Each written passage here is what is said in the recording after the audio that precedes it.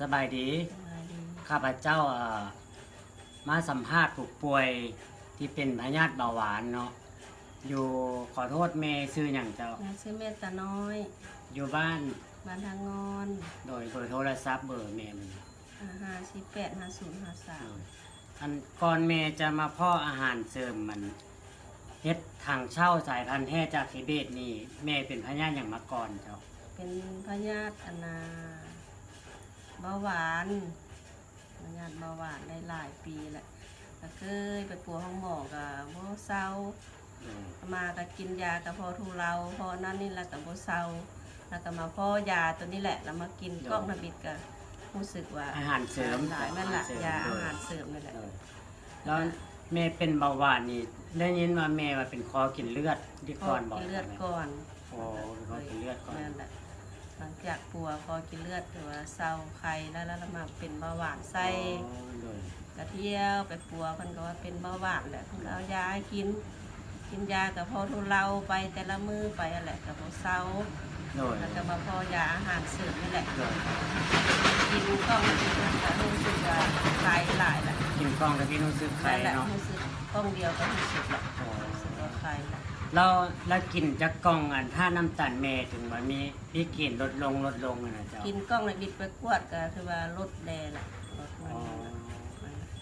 แล้วเดี๋ยวนี้เมย์ถ้าน้ำตาลเมย์จะบ่มีเลยแล้วแม่นบอก บ่มี แม่ฮู้แนวใดว่าบ่มีเจ้า อันน่ะมันก็รู้สึกว่า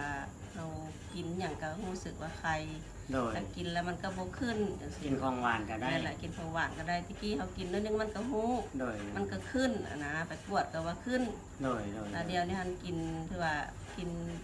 อันของหวานกินบางไม้บางอย่างก็ถือว่าได้ล่ะ โดย เดี๋ยว แล้วเมย์ไปหาหมอนี่หมอบอกเมย์บอกว่าถ้าน้ำตาลเมย์บ่มีไปกินยาอย่างม้าไปกินอาหารเสริมอย่างม้าจึงบ่ หม มี อ ถ้า ก็ น้ำ ซ้อ ตาล ไปกวดนะสุดท้ายนะกวดบางว่าที่ว่ารู้สึกว่าคล้ายหลานแล้วไปกวด โดย มันก็ว่าอ้าวจะไปกินยาหยังเพิ่นว่า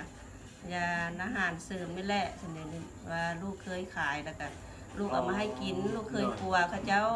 โดย ว่าเขาเจ้าเซาอีแม่เอามาลองเบิ้งสนิทแล้วมากินลองเบิ้งแล้วก็ถือว่าเซาละเดียวนี้ถือว่าบ่มีละไปกวดก็บ่มีละ อ๋อ หมอกเราบ่มีละ อ๋อหมอก็ว่าบ่มีแล้วถ้าน้ำตาลเนาะแม่ปัจจุบันนี้หลังจากค่าน้ำตาลบ่มีแล้วแม่ก็หยุดกินแล้วเป็นบ่ นั่นแหละหยุดกินได้หลายเดือนแล้วดิ โดยนี่คือการสัมภาษณ์ผู้ป่วยที่ดื่มอาหารเสริมถังเช่าสายพันธุ์แท้จากทิเบตเนาะเจ้าขอแนะนำว่าถังเช่านี่มันจะมี2สายพันธุ์แท้จากทิเบตมันจะราคาค่อนข้างสูง ก็อีกสายพันธุ์หนึ่งเป็นสายพันธุ์ปลูก